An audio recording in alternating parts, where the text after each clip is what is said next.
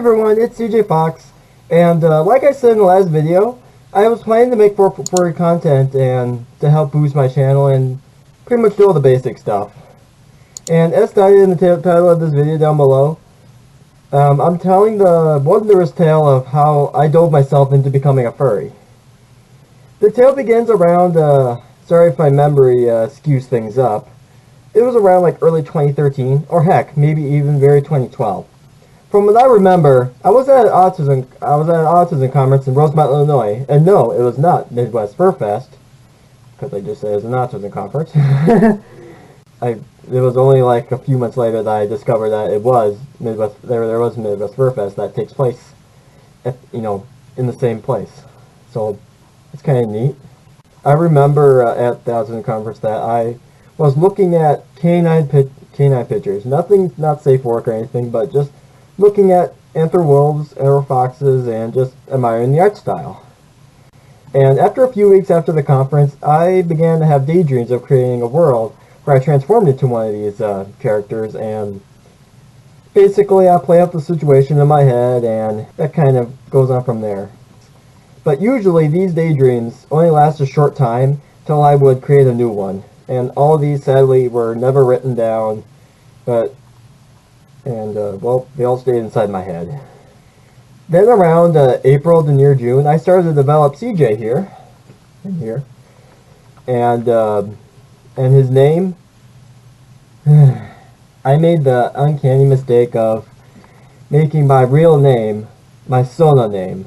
Trust me, luckily that didn't last very long because I didn't have any social media or any internet presence at the time, and thank goodness I didn't. Yeah, that probably would have gone very, very badly. Then around that same time, like maybe a month after, I didn't change his name quite yet because I actually did make a reference sheet using that name, and I'll show it right here. Let me tell you, after like a month or two, I changed it to CJ. And there's an interesting backstory to that as well. Now, with the change of my Sona's name, actually has roots back to mid-2012, where I was camping with my family, and there was a bunch of boys playing like football and other sports and riding around their BMX bikes around the campground. I kind of tagged along with them, and at the time I had a very fancy BMX bike, so they pretty much called me Caddy because my bike was as fancy as a Cadillac. Anyhow, that's kind of how I incorporated that with Caddy in order to be the C in CJ. And that stuck for maybe a few years or something like that. As time went on, Caddy Jim Fauxx, which that's the J. Also was spelled Fauxx at the time, just all plain and all. To change it up, to make it more original, I changed the C in CJ to Cadlis, not the caddisfly, a Cadlis. Caddlis. And I thought that name's pretty unique. I pretty much kept the Fox for a little longer, till I changed it later on to Fauxx. All kind of evolved like that. Then comes to the part where some of you may ask, how did my family react to me becoming a furry? That's also a very interesting story. However, it was about this time that my mother found out about furries, and she at first gave me a lot of support when I told her about it. And how she found out was when I was actually drawing that very first reference sheet. Tried to get me into like a furry club or something, but that is when she discovered the naughty aspect of the furry fandom. And let me tell you, that just went down pretty darn quick. I pretty much kept my furry hobby to myself, and also developing my story a whole lot more with my Sona. And that's also kind of where I started my internet presence. In 2014, that's when I joined Minecraft, June 10th, 2014. Like within a few months, I managed to find a couple of furry servers, joined them, and I've been playing on them ever since. One of them in particular, which you can see it's on my channel, is CJ Fauxx, which is still open. The IP is game.fairfalls.net.com, and let me tell you, that server is great. And I've been there ever since I started to play Minecraft, and it's still my very first and still my favorite furry Minecraft server. And then in 2015, I got this here YouTube channel. Of course, I didn't start furry stuff in particular. I kind of went into a Transformer kind of thing and a Lego thing. But now, since I got this mask and the paws, kind of started my channel from there. And within this video and the last video, as I stated, I'm willing to go more of a furry generated audience. And then in 2016, that's when I got my Furfinity account. And that was kind of like then I'm a full-fledged furry then. Of course, with the Furfinity, I do have my link down below. Well, my social media kind of thing just kind of went out. I just have YouTube and Furfinity and Minecraft.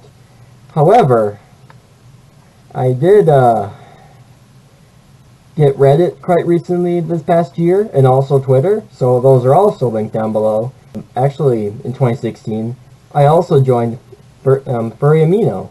I still love the app, but I just haven't been able to use it very much lately since I've been using mainly Reddit and Twitter so far, which I'm loving them, by the way. But with all this social media stuff, it's great. But for my parents, they haven't found out that I have Reddit or Twitter yet, so don't worry about that. But during the time when my mom and this is mainly my mom, not just my dad was pretty chill for the most part, but my mom had a kind of a bitter taste of furries in her mouth. And this was from 2014 till about January of this year that I thought that she was anti-furry and stuff. But over the course of those years, there was a couple instances where furries were brought up into her mind because she saw something and she thought of them. One of the most shattering ones was when my mom said that furries were a horrific cult. I was so mad that I went straight to my room, and I didn't slam my door, but holy moly, I wanted to slam that door because I was so angry of her ignorance. But still, she's not a bad mother. I'm not trying to make her sound like a bad mother. It's just that how her point of view of it was. But somehow, in January, when my sister left and I obtained this lovely room, I managed to put all my artwork up here, that I've got from trades and stuff. And she saw them, nodded her head, and she asked, "Hey, are you still into that furry thing?" And I said, "Yes." And she nodded her head and walked out of my room. And I haven't talked to her about furries ever since. Even when I showed her this costume here, she didn't even mention them or anything. Not sure if she either forgot or that she's actually accepting now. And if she's accepting, good on her. That's pretty much how I am right now with how I became a furry. My artwork is still working pretty hard, and recently I made a tweet that showcased how my Sona evolved over the years. You can find that with my Twitter link down below. So that pretty sums up this video of how I became a furry and the timeline. Maybe a little bit skewed because my memory is kind of going all over the place.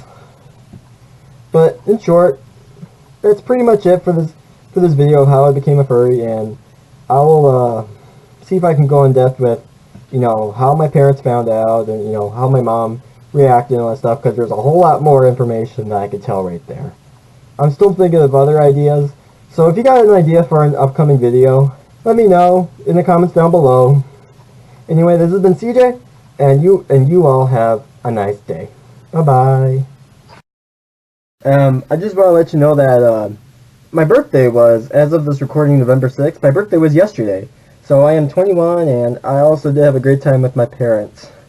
And as for birthday gifts, my parents got me a copy of George Orwell's 1984, and a 1/18th scale model of a 1931 Peerless Master 8 sedan, which all 4 doors open and stuff like that, and I can probably make a review video based on that. Anyhow, that's basically kind of a little bit of a bonus clip right here to this video, and also on Twitter, I want to thank you everybody for saying happy birthday to me.